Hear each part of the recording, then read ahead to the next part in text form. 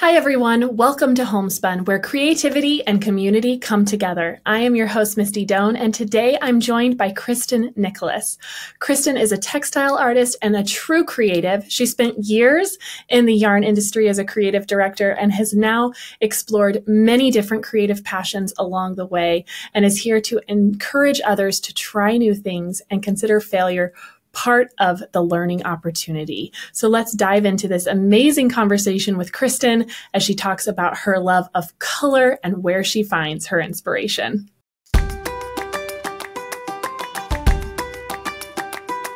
Kristin, thank you so much for joining me today. I really appreciate it. Can you give people who are maybe not familiar with you just a little bit about your background?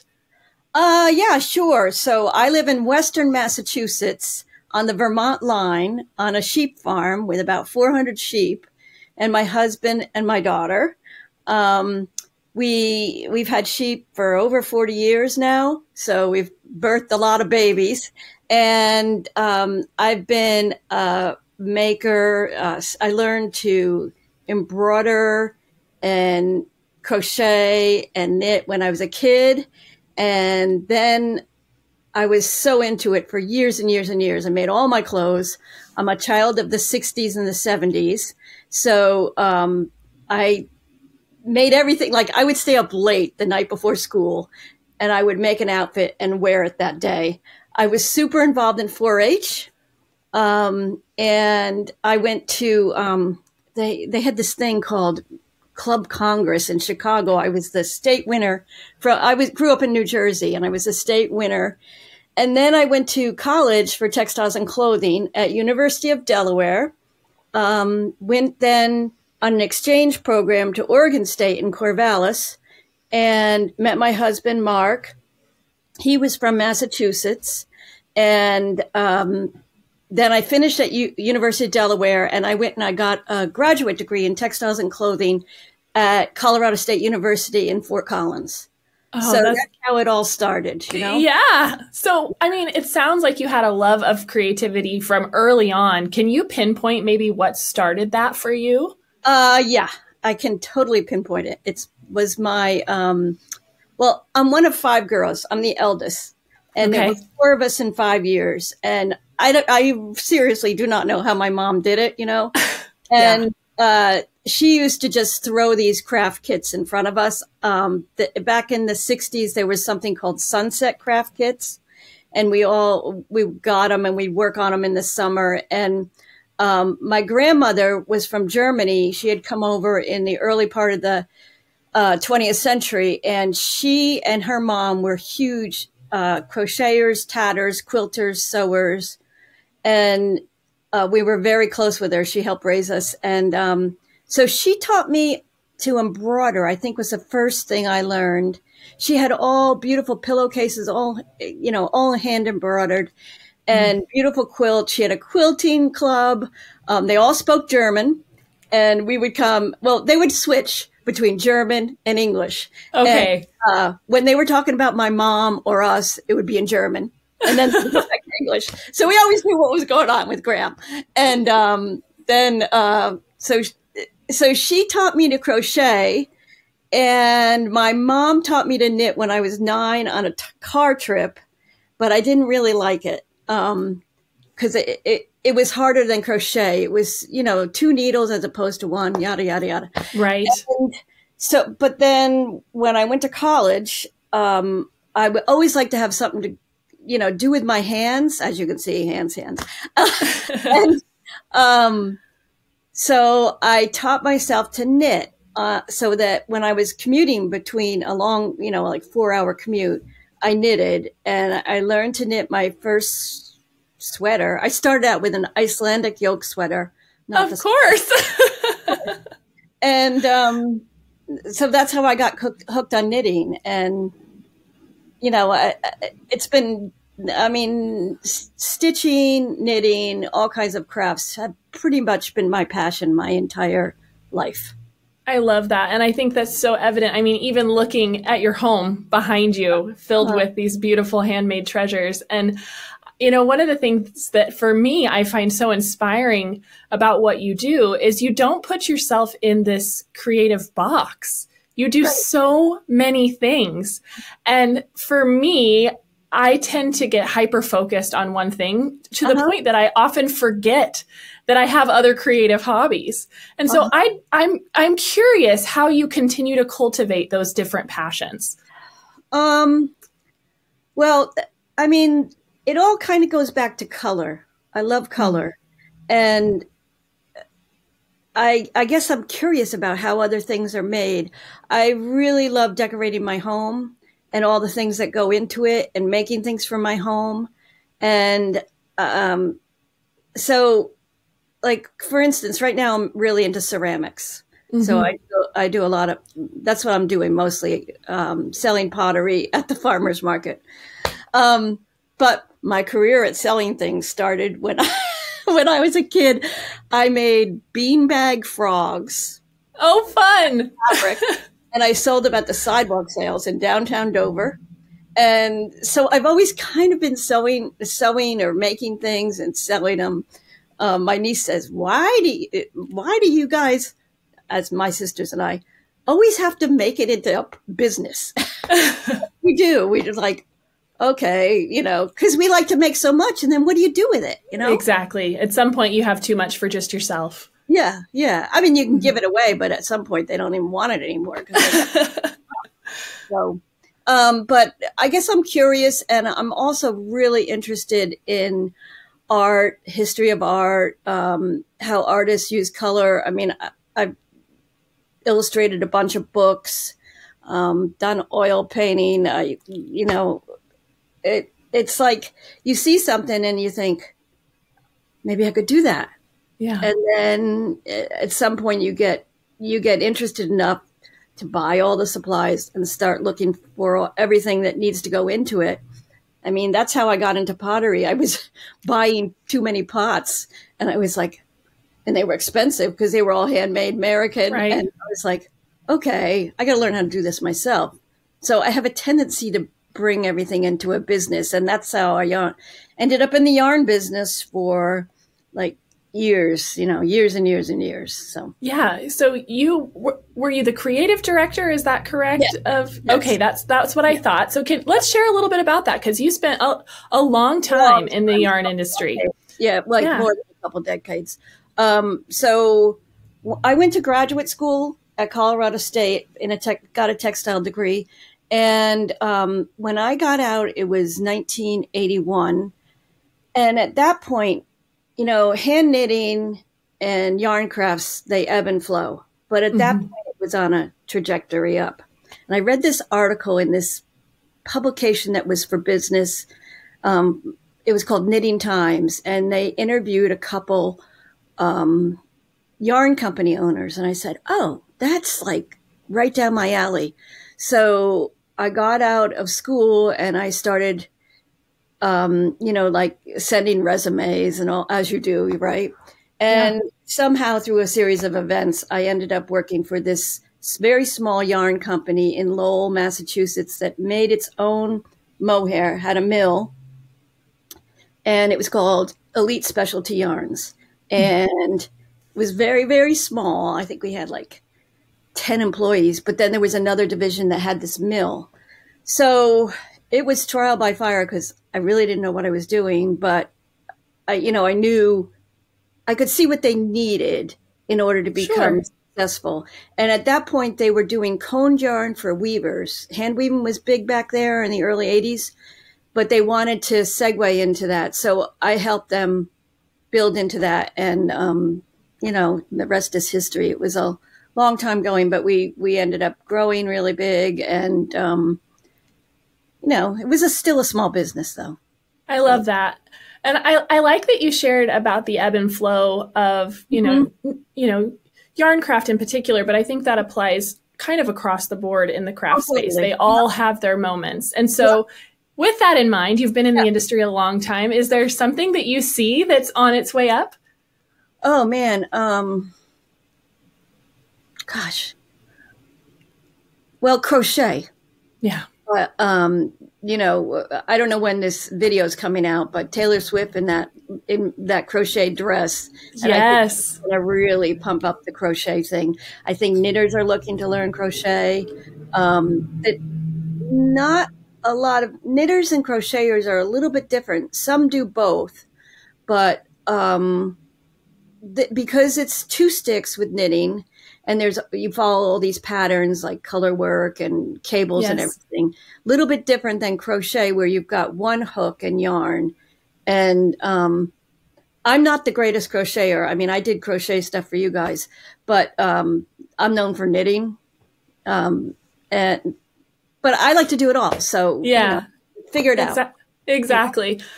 Well, and I agree. I think I've seen a ton of crochet trending and also embroidery. I think both of those mediums are really growing. And, you know, I recently in my Instagram feed, I had video after video of all these just darling little details that people are adding to make their clothing their own. And I just love it so much. I'm like, that just those little touches of, you know, personality that can shine through is one of the things I love most about craft and being able to do what we do. And so I'm excited for more of that and more people to share their personality through what they're making. And I think like with embroidery, it's so accessible because, you know, you just need a little bit of floss, a little bit of thread, a needle. You don't even need a hoop, and you can just do it. And it's so free. I've written a few books on embroidery in my past life.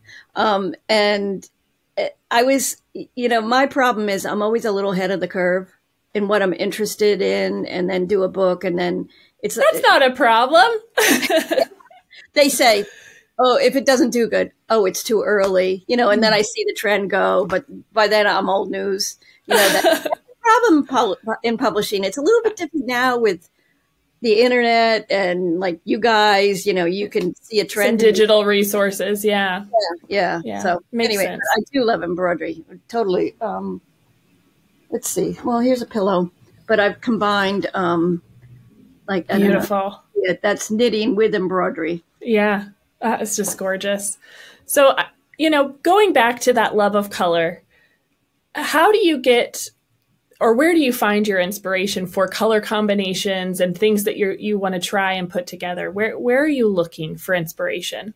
Well, I guess the best place for people to start is just go outside and look. If it's summer, look in the garden, and you just see how it works. But you've got to observe it.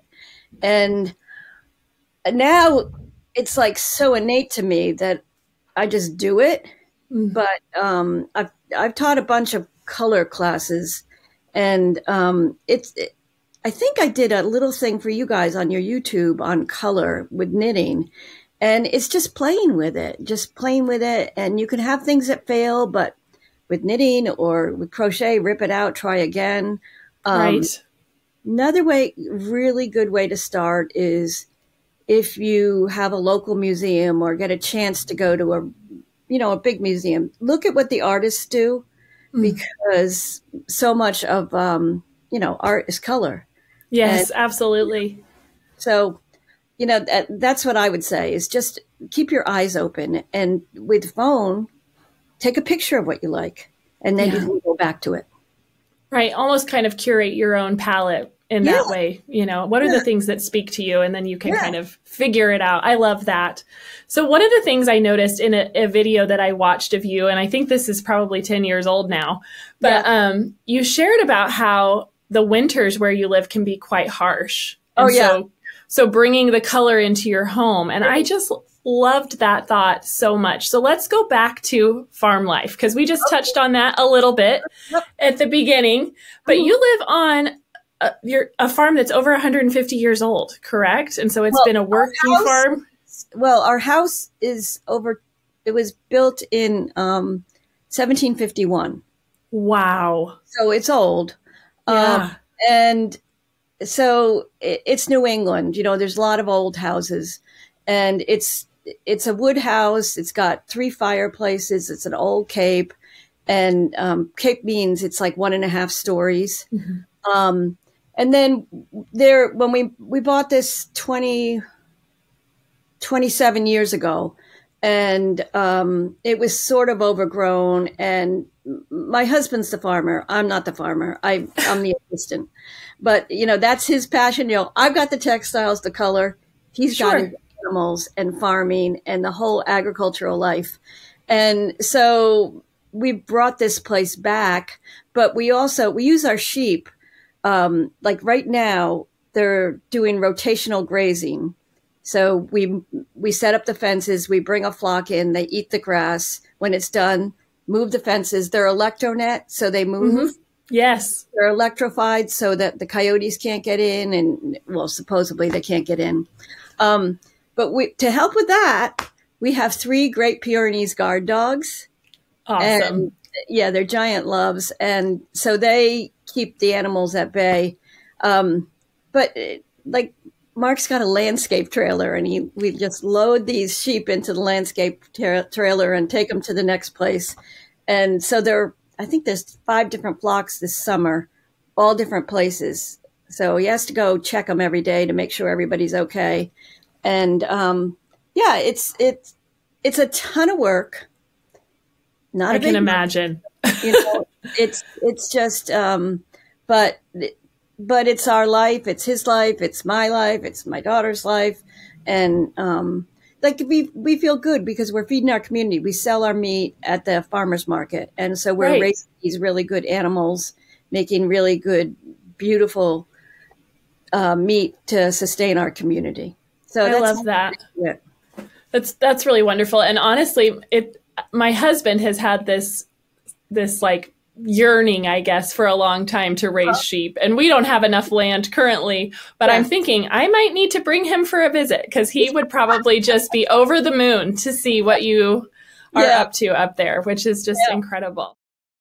So you're raising all these sheep and sharing them with your community. Do you also harvest the wool for your yarn? Do you process it? So I was in the yarn business for 16 years. And I knew all the mills. I knew that mostly we bought mohair. Mm-hmm. We would buy it from Texas. And I knew all the work that went into just making the yarn. And over the years, like our mill, we ended up selling the machinery. We got rid of all the machinery and it went to Guatemala and South America. It's just so hard for mills to make it these days. Yeah. And so a lot of the textile industry moved overseas. And now there's these small little mills that are processing wool. But frankly, I've moved on with that part of my life as far as wanting to be in the yarn business. And so we actually sell our wool, and there's some people that spin it for themselves that have a line. Some of the junky wool is actually, this is cool. There's such a thing as wool pellets that are used for mulch and fertilizer. And so that's cool. Some of the bellies and, the back where they poop, that gets processed and made into these pellets. And they're just basically starting out and will be sold to gardeners. So, and a lot of it, because our sheep, we reclaim a lot of pastures, which means we're putting them into areas where there's a ton of burrs, there's a ton of weeds, there's all kinds of things, which in the wool world is called vegetable matter. And vegetable matter is very bad because you don't want that in the wool, huh? Well, you don't want it in the machines. So our wool really isn't the greatest, but that's how we got into it. Mark was into animals. I was into wool. I was a spinner. Yeah. And, I wanted sheep. And so we got sheep, and he really took off with the sheep. That's for sure. So I've done a lot of that kind of stuff over my life. But right now we're selling it to other people that do stuff too, I love that. I think, it's amazing to continue to figure out how to make it work within your life and where you're at in that phase and totally admirable. So very cool. So let's talk again about how you've built this kind of creative practice that's continued through your life and maybe share with us how you would encourage others to try new things and to continue to learn new crafts? Well, the thing that I think is the most important is just trying to keep pushing yourself to learn new things. Because if you say you're a crocheter, but you want to learn to embroider, just by that little act of learning to embroider, you're going to start thinking about your crochet differently. Same thing if you're a quilter and you start adding embroidery onto it. You start thinking more just in a different way, and it makes your mind more curious, and it sort of broadens your world as far as textiles go, and it just makes it more fun. You know, learning something is fun. It's frustrating, but it's fun. Yes. And when I started learning pottery, I quickly became obsessed because it was so different than knitting and crochet. But what it did to my knitwear design and my crochet was it made me start thinking 3D. Because ceramics is 3D and knitting a lot of times is flat or, you know, crochet. So you take these things you learn and then you bring it back to your original craft or whatever, and it just starts to explode. So I encourage people to really just try something new. I mean, go take a glass blowing class. You never know what's going to happen. You might be making beads and putting them on stuff, you know? I have to say, I had the opportunity to take a glass blowing class and I loved it. Yes. Yeah. So we try often, especially since we create in one specific field, you know, so heavily for what I do for work. We try really hard to take kind of a creative retreat at least twice a year and try something completely different and new. And so one of those, we got to do a glassworking class, and it was the coolest. I just could not believe that we could take, you know, these little pebbles of glass and you know, work them into this beautiful, you know, I have a bowl that we made, and and I look at that and I still can't believe that I made it. And I think there's something that's so fulfilling to throw yourself into this new process, this new step that maybe you haven't taken before, and especially with a guiding hand to help you through it. Especially class and the hot, you know. Exactly. That's maybe not one you want to step into alone, but to have these, you know, master artisans that were willing to give their time for this class to share that process with me was just like the coolest thing. And so that's one thing I'm passionate about in what I do. Yes, I get to create and it fulfills me and I love what I do, but I also love that I get to share it with others. And I think that you have a similar path in that regard. So can you talk about how you came to teaching and sharing what you've learned with the world? So I would say that I started teaching when I was like 14, 13. Wow. Just friends? Well, no, we had a 4-H group. Oh, that's right. Yeah, my mom started a 4-H group because she had been what they used to call a home economist. Back in the day, it was the 50s, and she had learned about 4-H. And so when I think I got to be about 11 or 12, she decided that Girl Scouts wasn't doing it for us. It just wasn't, we weren't learning enough. So let's start a 4-H club. So we started this 4-H club, and, you know, it was all ages welcome. And the older kids, you know, as it grew, would teach the younger kids, and we met every week in the basement of a church. It was called the Tasty Basters. So we did sewing and we did cooking. I love that. Yeah, it was cute. And so that's when I started teaching, you know, and sharing. And now I love that I can teach when I get the opportunity on the internet, because my reach is going so far. It's a little weird because you don't hear from people, you know? Yeah. You don't have that face-to-face, oh, this is fantastic. Or, I'm frustrated. But you know, it's rewarding to me, and it's helpful for the students. And you never know when you're going to really put somebody on a path that's going to excel and just change their life. I mean, I used to run creative retreats at my house. Mm-hmm. And people would stay in B&Bs and they'd come here for the day. And I did it for, I think, 10 years. And finally, it just got too much. Understandable. And, but I mean, I had one woman, Judy Rudolph, she came to a creative retreat, and a couple years later, she called me up and she said, I'm moving to your area because you changed my life. Mm-hmm. Because she found it so interesting and so full of life. And she's become a friend for years. So the other cool thing is when you teach, you meet all kinds of people, and you never know if you're going to meet your next friend. You know, it's and it's just like the love of doing things together and making things and encouraging people is really nice.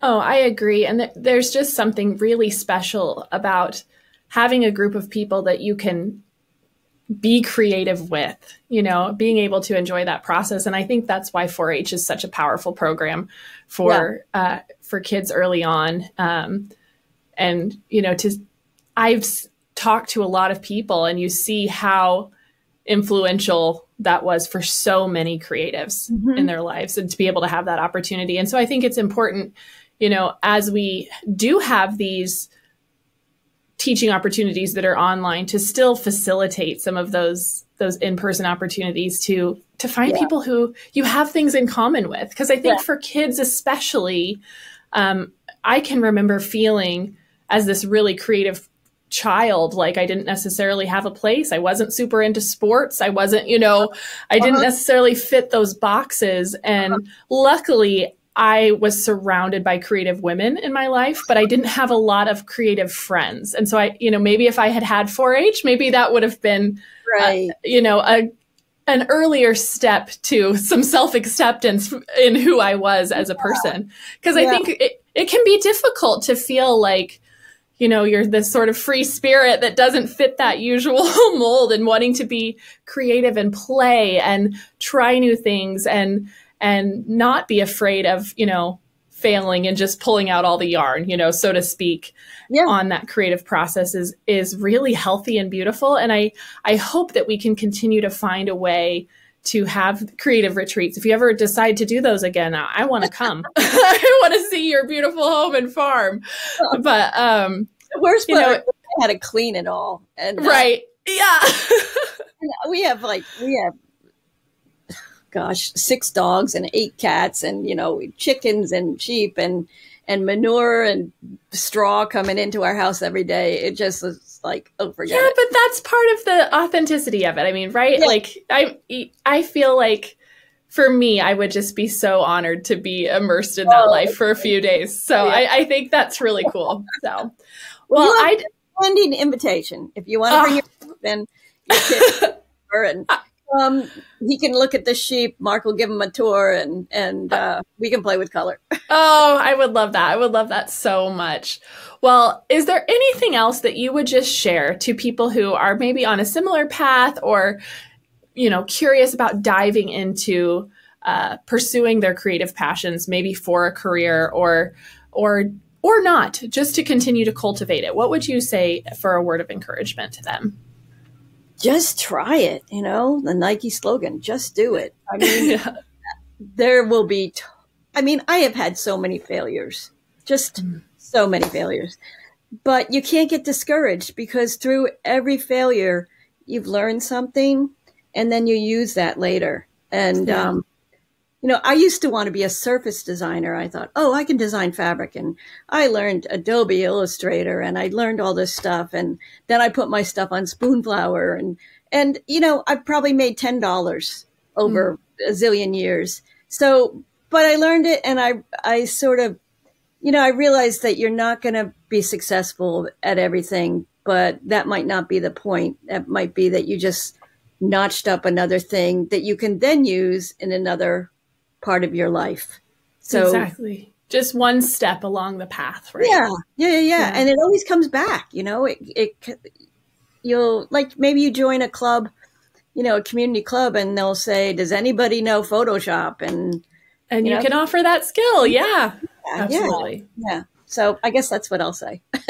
I love that. So we didn't dive into, you have incredible books that you've written. So let's talk a little bit about some of the books that you've published and just share part of that with us. Okay. So let's see. Well, I stacked them up there. Awesome.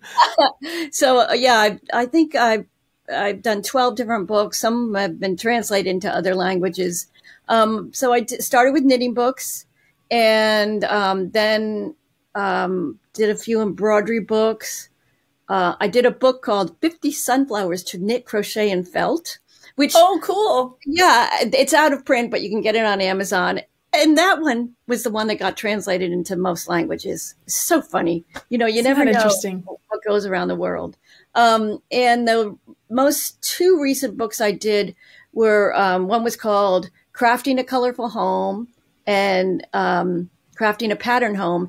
And they're about all different crafts and how to make things for your home, make a colorful home. And the first one tells the story of how we found our home and how I decorated it. And then the second one is more about more pattern, adding pattern and color and everything. And both of them go into talking about how to use color in your home. So those are the last two I've done. And I'm not really interested in doing any more. I feel like I've said what I want to say. Yeah. And, my last knitting book was called, what was it called? Color by Kristin. And I called it it's my magnum opus. That was, I gave it to the knitting world. The other thing is, publishing is so difficult. You guys know this. Mm-hmm. And it's just so hard to get your word out. There's so many books published. So now I do a newsletter on my website that I send to people. And I feel like that's a nice connection because I tell people what's going on the farm and what I'm doing creatively. And then I give them information about what I'm finding in the internet world that I feel like they can learn something from. Sure. And bring it to their work. So that's my platform right now. And it's not as much work, and I can keep doing, helping Mark and doing the other stuff on the farm, because a book, it's a lot of work. 2 years. Yeah. Then it comes out, and that's another year. And it is so much work. So I just said, okay, forget it. I have to say, Kristin, I'm incredibly inspired by your ability to gauge where you're at and to pivot along the way. I think that's a really admirable quality, especially in the creative field, and to just be able to say, this has been a joy at this point, and now I feel confident that I can move on. And I think that in and of itself is a great lesson to all of us to be able to honor the things that we've done along the way, but not hold them so tightly that it limits where we can go next. So I really appreciate all that you've shared there. Yeah. The other thing is, though, I meet people, like I go to a meeting. Oh, you're the knitter. Mm. That's how I'm known in the community, as the knitter. Mm-hmm. And it's hard for people to actually, they peg you as something, and they don't think you have anything past that. So I find that a little bit frustrating, unless I can understand that. Splash. But yes, I'm a knitter, but I also do other things. So right. Don't limit yourself, basically. I love that. And it's a good reminder too, that like, we don't need to limit ourselves, and we also don't need to view people as this one-dimensional thing. And so being able to be excited when someone tries something new and continue that in our own life as well. So I really appreciate that thought. Mm-hmm. So where could people find your newsletter if they want to hear from you and see what you're up to? Okay, so my website is www.KristinNicholas, KristinNicholas.com. And if you go there, a little thing will will pop up and you can sign up for my newsletter. Perfect. And it's not, it's once a month, sometimes once every 2 months, depending. Sometimes it'll be twice a month, but I only try to send it when I feel like I have something relevant to share with people. I love that. And is there anywhere else that you share if people want to follow along with what you're up to? On Instagram. And so I do photos there. I also have, so that's at Kristin Nicholas. And then our lamb website is at Leiden Glen Farm on Instagram. It's LEYDEN Glen Farm. And I don't check Facebook. My pictures go onto Facebook, but I'm not big on Facebook. So hey, that's all right. Or you can send me an email. If you like what I do, send me an email. I love to, get a pat on the back. Absolutely. I love that so much. Well, Kristin, thank you so much for being here with me today and sharing your, just a little bit of your background, your love of color and your creative journey. I truly appreciate it. Oh, thank you, Misty. Thank you very much for asking me. Oh, anytime. Well, I will see you later. Have a wonderful day. Okay. Take care. You too. Bye-bye.